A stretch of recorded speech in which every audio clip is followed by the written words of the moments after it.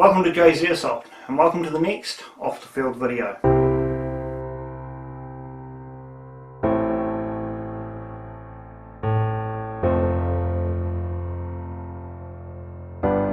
So for this video we're going to take a seat and we're going to answer some questions and a little about me video.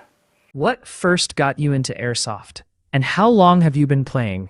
So I first got into Airsoft when I was actually looking for a paintball club. My brothers used to play paintball as a part of a club out in Mcleans Island, so I was looking at originally getting into that. I didn't actually know Airsoft was such a thing, so through some googling and some research I ended up coming across Airsoft. I looked up some YouTube videos to see what Airsoft was all about.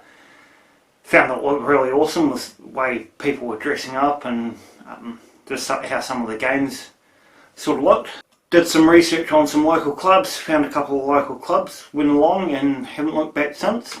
I've now been playing for 10 years this year. What was your very first airsoft gun and what are you running now?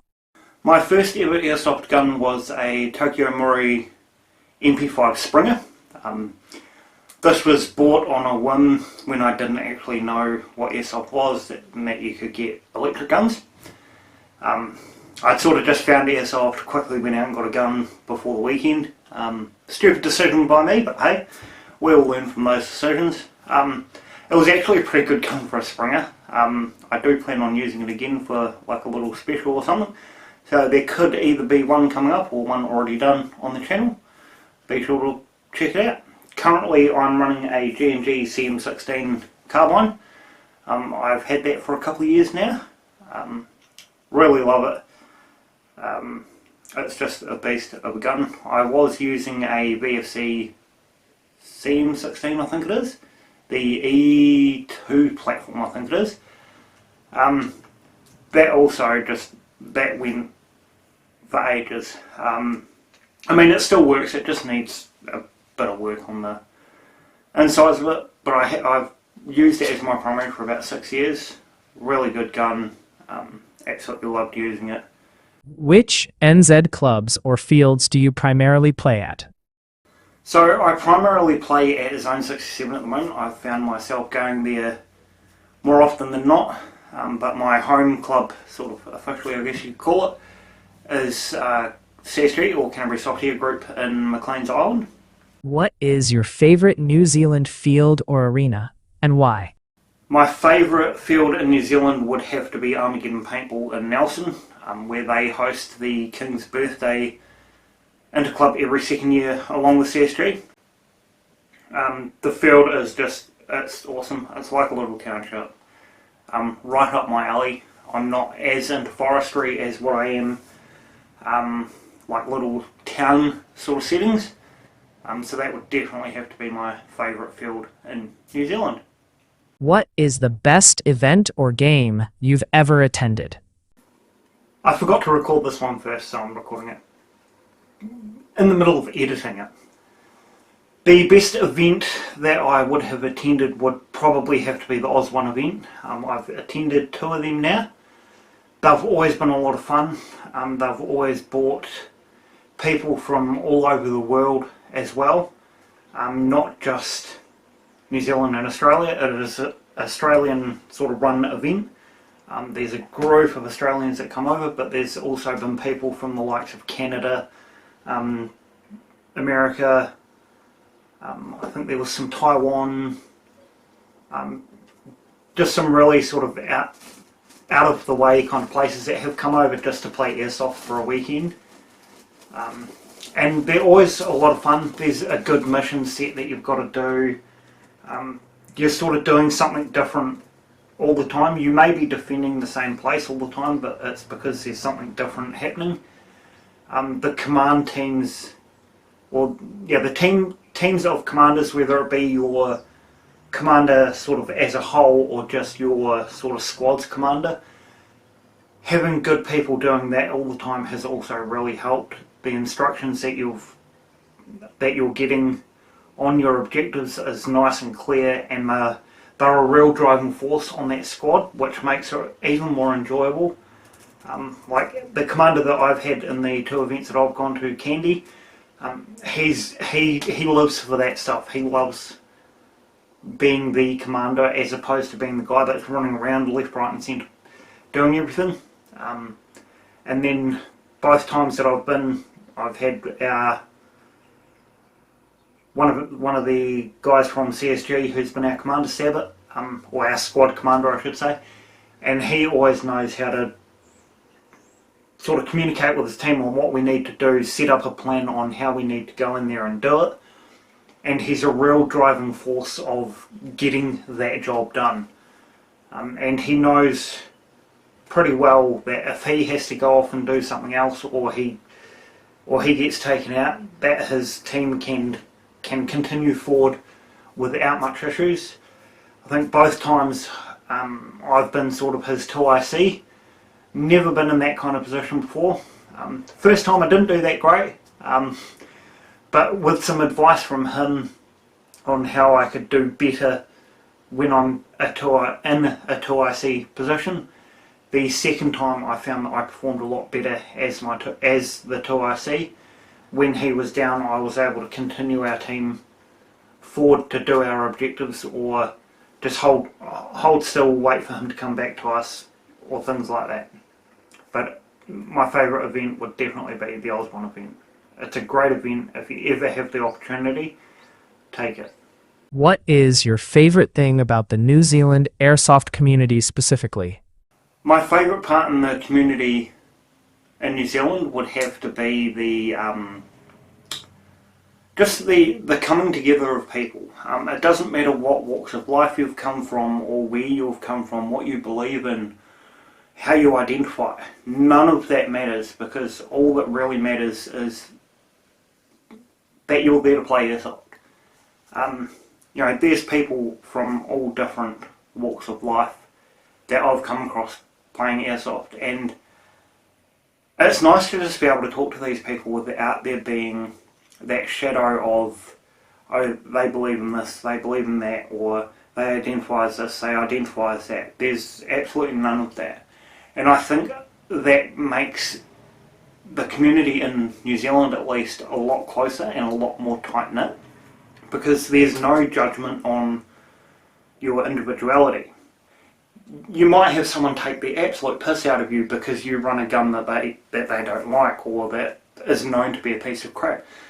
But that's what you're being taken the piss out. That's what you're having the piss taken out of you for, as opposed to you as an individual.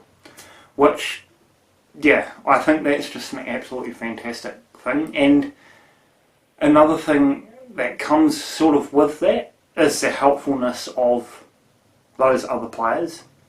Everyone is willing to help each other out. It could be that you're in the middle of a game, your gun's just broken down, and all it's going to need is a little tinker in the field sort of thing. And that dude that's over there knows exactly how to do it, and he comes over and does it for you. And he still doesn't know your name. That kind of thing is what makes Airsoft in New Zealand such a tight-knit kind of community, and it brings everyone a lot closer. You remember those people a lot easier. What is your current go-to primary rifle, and what modifications, internals, externals, have you done to it? My current go-to rifle just so happens to be right here. This is the G&G CM16 carbine. The modifications that are on it is that it has a MOSFET inside it and some steel bushings, I think it is. There's been a couple of wee things done to the motor just to sort of improve the operation of it, but not a lot. It's mostly stock standard apart from just a couple of little tiny things. Got a flashlight on the front with a red dot. It's really basic, but I love it like this. Do you lean more toward a specific milsim look, or are you all about speed and performance, speed soft?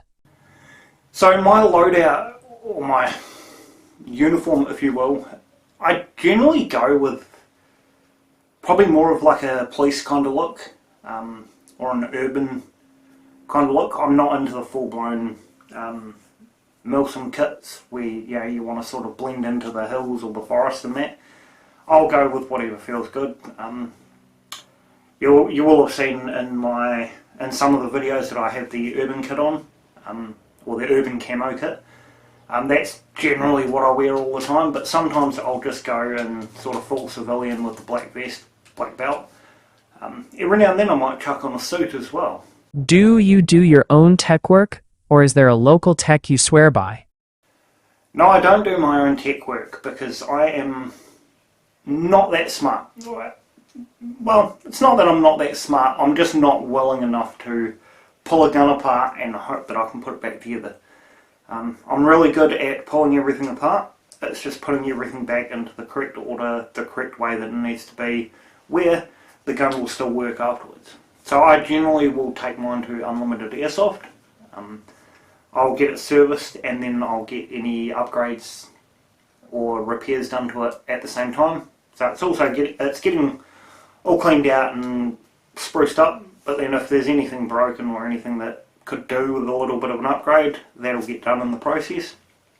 That's the exact way that I've done, like with the, when I had the MOSFET put in or the steel bushings put into the gearbox.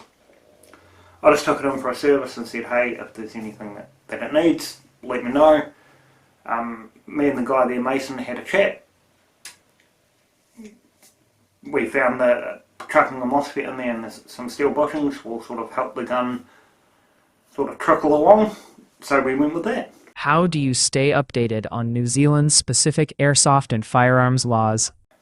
I'll call it a governing body without it being a governing body. I don't think that's how they want to come across. ASNZ or Airsoft Sports New Zealand, they're like that big brother of Airsoft. They sort of help clubs do what they need to do properly.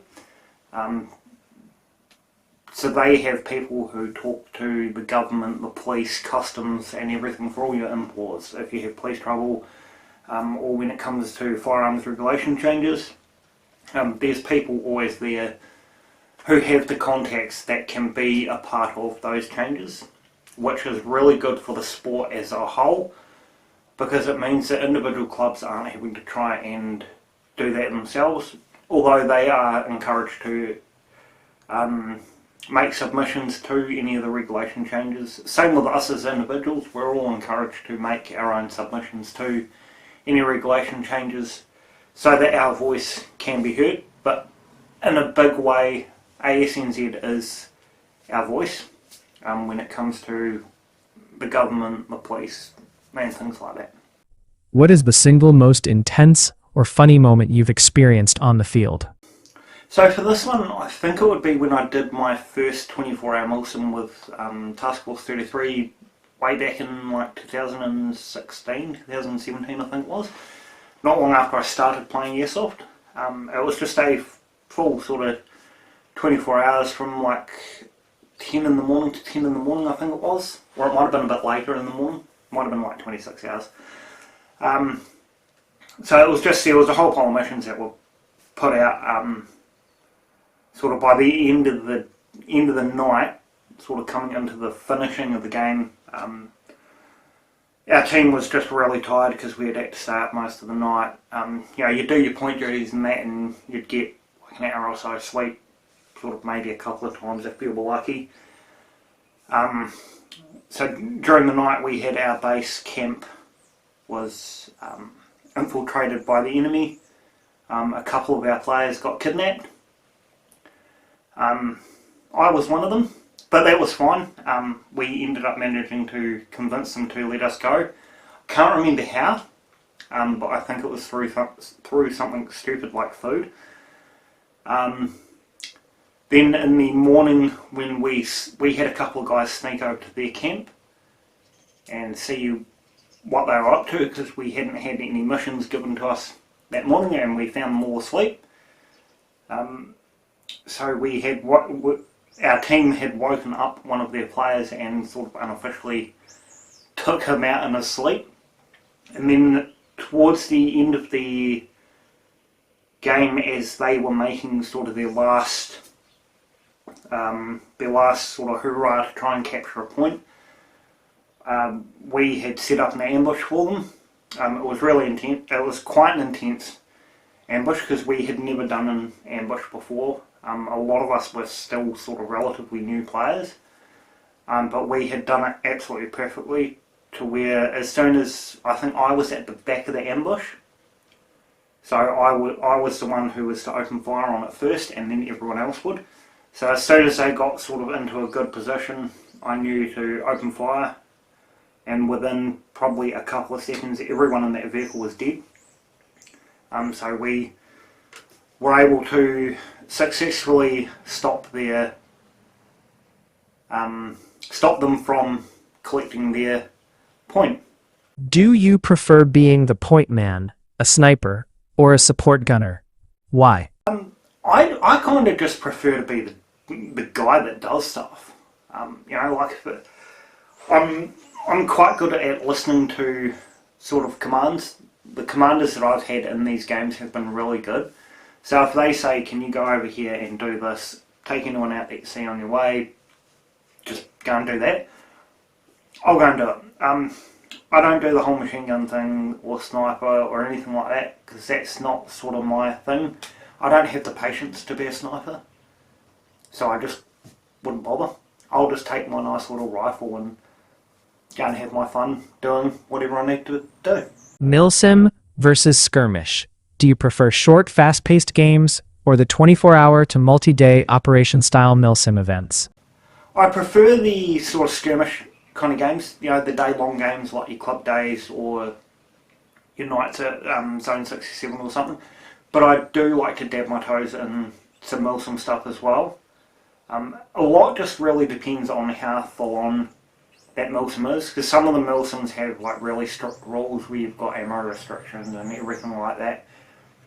I don't like that style of milsim because at the end of the day I'm there to play Airsoft and I want to shoot people.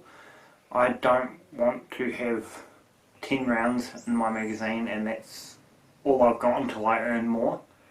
Like, give me an objective and set me on my way to go and complete that objective. That's my style. Airsoft is a game of honor. How do you handle it when you're sure you hit someone, but they don't call it? I think the easiest way to handle this every time is to just stay calm and shoot more. Because there is times where you'll shoot someone and they will just legitimately not feel it. Could be that they've got a vest with a plate on their back or whatever like that, and sometimes they just don't feel it. I've done it myself, where I've been hitting the vest or hitting the leg or hitting the arm or something where I just haven't felt it. Rather than getting grumpy and starting to threaten people or scream and yell at them, just shoot them more. Eventually they're going to feel one. I've had it with some very well respected players, and it's in some of the videos where I've shot them once. You can tell that they haven't felt it because it's hit them on the loose part of their shirt or something. So you just shoot them again, and then suddenly they call it and they take it. So just shoot more. What advice would you give to someone looking to play Airsoft? You don't need to buy everything all at once right away, and you don't need to buy the best. Just because you see someone there with a nice kit that they look good in and it looks really cool, doesn't mean it's going to be your style of kit. You could easily go and buy the exact same thing that they've got and you don't like it, or you don't look good in it, you don't sort of fit the part. So I would recommend, buy the gun that you'd like, spend the money on a kind of gun that you'd like. Definitely do your research before you do that though. Talk to other people about what reliable guns are out there, what kind of gun you would like, because they will probably know the kind of thing you should get. And then, with your kit, buy a cheap vest to begin with, just to get into the sport, and find out where do people even buy their stuff from. When I started, I only thought that there was one shop.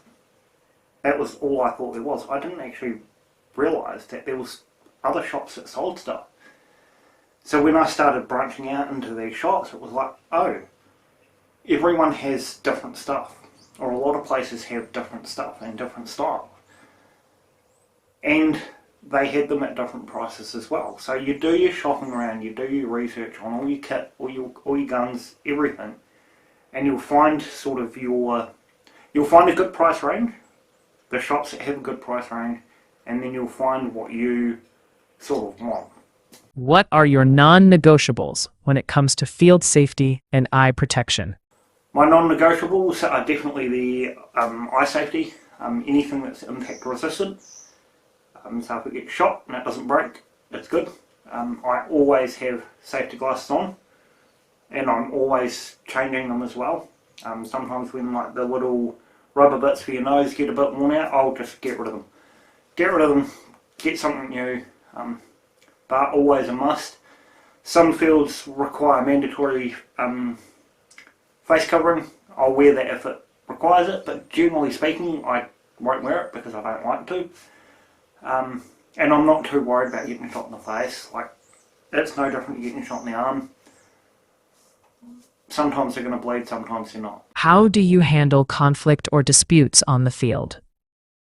I haven't had too many conflicting moments on the field. You do get the odd little bit of bickering back and forward. It's normally around either being overshot or not calling the hit. The easiest thing to do in those moments is just walk away. Don't feed on that. Don't sort of create something that doesn't even need to be there. Like I've had people, call me out if I haven't called a hit, as soon as they would have liked to. And as I walk away, it's sort of like, well, I've called it. Like, just because it took you, 3 quick shots to have me call the hit on the third one, where it's come, where they've shot me like ding ding ding, and it's that third one where you call hit and they're screaming at you to call hit. And it's like, dude, I just did. You burst fired me. Like, what do you want? The easiest thing is to just walk away. They'll eventually get over it, and quite often, actually staying silent and just walking away from them, it doesn't cause them to get sort of angry. It forces them to take a step back, and quite often they'll actually see that, oh, maybe I went a bit far with how I sort of reacted and called them out. And more often than not, they'll actually come and apologise for doing it. And it's like, by that time, I don't care. Like, yeah, we all get a bit hot and bothered when we're playing Airsoft, but it doesn't matter at the end of the day. If you could change or add one thing to the New Zealand airsoft scene, what would it be? That would have to be more variety in fields. We have an ample selection of green fields, or out in the forest. There's even some up in the hills and things like that. I think in the North Island that mostly has those. But I would love to see sort of buildings used. Like, and I don't just mean like the little huts that you build in your forest fields. I mean like, using an old hospital or something like that. I think that would be a really awesome opportunity to have, if we could have that kind of field become available. But I'm just a sucker for sort of that urban setting. Is there an overseas event that you dream of attending? Anything in the States, probably, to be fair. Some of the events that they hold over in the States are pretty epic. It would be one of the urban ones that I'd want to do, where they play in like office buildings or abandoned office buildings or abandoned malls. One of those kind of events would be an absolute dream come true for me. I can't say that I would fly over there just to play Airsoft. It would have to be sort of I'm over there on holiday to begin with to actually end up playing at one of them. Unless they shouted. So if you want to pay for me to do it, I'm all ears.